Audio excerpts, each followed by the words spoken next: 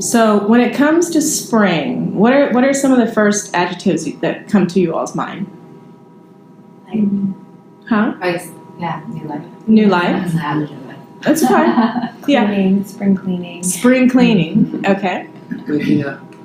Waking up, nice. Mm-hmm. Sunshine. For me. Sunshine, okay, yeah. Being outdoors. Being outdoors again. Mm-hmm. Yeah, for me it's like spring cleaning as well. Spring cleaning, and you were doing some of that, right? Non-stop. Yeah, I think Susan changed the whole house around. But it's like automatically your body intuitively understands something different just shifted, okay? And it's called earth cycles, all right? Because we are part of the earth, we are part of that cycle. So it's a human cycle and an earth cycle. When we go into a new season, the earth literally is going into this new season, and we are of the earth, so we have to follow in that energy. So it is everything that you all said is what spring is. It's a waking up of new life. It's literally the resurrection. Outside of Christianity, it is the resurrection. Spring is new life. So they've woven it into Christianity. They've woven it into all different mythologies around the world, what spring is. But spring is the resurrection of new life.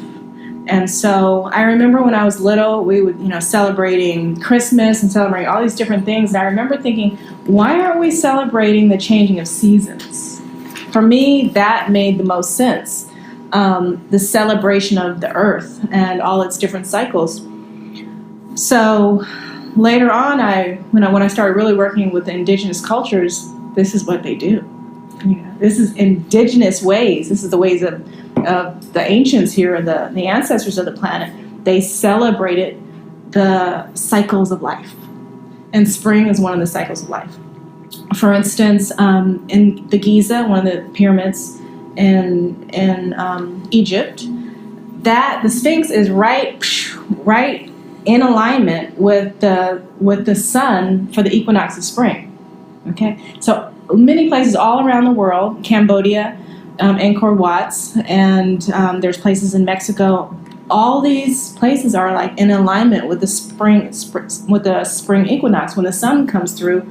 I think in one place you literally have like a serpent going down the way they constructed the pyramid steps. Right when equinox of spring hits, the serpent just comes down the steps. The sun. So the ancients understood that the cycles of life, the moon, the stars, the sun, all of that beautiful cosmic energy is all part of us, that we must celebrate it because we change inside when the earth changes. Okay? So for me, having an event to welcome spring is an event to welcome ourselves as well. And when we observe a season, like literally acknowledge, we expand because we are in harmony with that cycle. When there's no observation of a cycle, you can be in it and you can be clumsy, you can be stumbling because you don't know what's going on. Let's say you're just going crazy cleaning your house intuitively. That's nice. But what if you knew every year you should be cleaning your house? What if you knew every year that spring will be here on March 21st and it's time to detox your body? What if you were really in harmony with that cycle on an annual basis so you don't have to go through it clumsily and sometimes miss it because life is so busy? But what if you were in harmony with the flow of consciousness that's coming to the planet every year at the same time? Okay, so most people on our entire globe, they go through life, bumbling through life, completely unconscious that we are in these cycles of growth, cycles of stagnation, cycles of growth, cycles of darkness, cycles of light. They just don't recognize it because life has overwhelmed them to the point of they're not in alignment with anything. Okay? So if you're not in alignment with the cycles that are coming to the planet, you can't be in alignment with your own life. Mm-hmm. That's how intricate all of it is. Okay? So this is one reason, for instance, women. Okay, women's menstrual cycles. Cycle, okay? Cycle. It is in tune with the moon and the tides that the moon creates. Okay, it is water, that water energy that the moon pulls, the ebb, the flow of the life force that the moon, gives and takes, So a woman's body is part of that cyclical flow. When a woman's body is out of tune with that cyclical flow, then her whole life is out of tune. Okay? So we celebrate today to acknowledge that we are in a cycle shift. Not only the earth, but we are in a cycle shift. How do we move into spring consciously? Okay? So that's the whole point of why we're here today. We want to move into spring with consciousness, not just move into spring bumbling because we don't really understand the energy that spring holds. It's okay to live life without the theory behind it, without knowing everything. You don't have to know everything. But if you're a conscious person, you want to at least know some things. Okay, you can't know it all. Nobody can know it all. That's up to the Creator. But we can be conscious of the things that we want to lead our lives. And one thing is being in attunement with the cycles. That also means being outside in nature. You cannot be in tune with Mother Earth if you don't get outside. It's impossible. Okay? So when you walk outside, when you appreciate the stars, when you appreciate the moon, when you appreciate the sun, when you appreciate the forest, the streams, the water, you get yourself more in tune with nature. I remember doing a speaking engagement in Peru, and a lot of natives there. There were only natives, and a woman said she was working. She just said, I'm so tired all the time, and I said, let me guess, you work inside an office. And she said, yeah. I said, okay, that wasn't hard to guess. Yeah. So you basically have all these beautiful mountains around you and you're not getting outside. Is that correct? She said, no. And I said, it's not enough to be a native of the land. It's not enough to just have the mountains around you. You must get outside. You're not going to get it through osmosis. If you want to be connected with the earth, you need to get outside. It doesn't matter what blood you carry.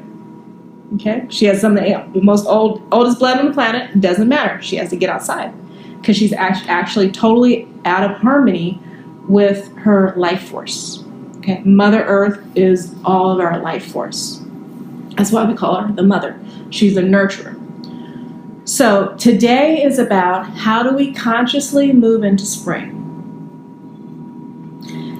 And the answer to that is, first, you back up for a moment, and how do you consciously move out of winter? Okay? Because everyone wants to jump in and do the spring cleaning, which is fine, but you can't jump in and do the spring cleaning if you haven't cleaned out anything. Okay? You can't just rearrange things. That doesn't work. All right? You have to actually clean out, let go of some things. And this is what winter is about. Okay, so we're going to backtrack for a moment and look at winter. Winter is very visible when you go into a forest. All the leaves are dropping off. All the old is leaving. It's all on the ground, and what does it do? It gets recycled into the next cycle, which becomes the brand new. So this is kind of a metaphor for winter and spring. So you have winter, and when you see a tree in the winter, you don't see a tree saying, I don't want to let go of my leaves. Okay? You just don't see that. You see the tree literally like releasing the old life force because it realizes that another cycle will come. It is not sad that it is letting go. It is happy to let go because it knows that all of that gets recycled into something brand new and beautiful. So a lot of times we are unhappy to let go of the old. We don't want to do that because it brings sadness, because the ego will say letting go brings sadness. Letting go, there will not be a resurrection to follow. That's what the ego says. Okay? And this is illusion when the ego says that there's no resurrection to follow. Okay? So do you all remember the first time you fell in love? Okay? You may have had your heart broken. Okay? And the first time you fell in love, you never thought you would ever fall in love again. You never thought there would be another person again. And then maybe a month later, you realize that, oh, okay, I'm not going to die here. I can actually survive this, that there is a resurrection after your first time falling in love. So the older we get, the wiser we get, and we realize that there is life after death. And this is what the resurrection is about. There is life after death. There is life after letting go. And so winter is a time of darkness. It's a time of introspection. It's a time of going within. Nice deep breath. In winter, it's like the cave. We want to go into the cave. We want to feel what we are inside. We want to reflect. We want to know what worked, what didn't work. And a lot of times we want to be alone. Because introspection means solitary time. And in the darkness, which winter is, it is where there's not so much sun. In the darkness, there is so much growth. There's so much growth that happens. And then spring is when the day and the night are equal on the planet. That's the spring equinox. So when the day and the night are equal, spring, the light starts coming long, the days start becoming longer, the nights become shorter. So you have less dark, more light. That's the basis of spring. With more light, there's more outward growth. Okay, but all of this germination is happening, all the incubation is happening during winter. A lot is happening under the surface. Okay, so it's not this empty time of just completely letting go. It's a time of understanding what you want to birth in the next cycle as well. So this equal form of day and night that spring brings us, it requires knowing what seeds you want to plant. Okay? Because after you let go of everything, let's say you've cleaned house, the room is empty. There's nothing there. Now you get to plant something new. You get to redecorate your life. So when you do this, you have to say, what do I want the color scheme in this room to be? What do I want the motif to be? What do I want to plant for my next chapter of my life? Where do I want to be in my relationships? Where do I want to be in my devotion with spirituality? Where do I want to be in my family? Where do I want to be in my career? Where do I want to be around money? These are things that you want to start planting the intentions in spring. So today is about letting go. I'm going to give you a really brief example. Let's say someone wants to get married again, and they're having a lot of problems in their relationship, and the person that they've attracted, it's problematic. And this person was married for the first time like 20 years before, and they never really solidly closed out that marriage in a admirable way.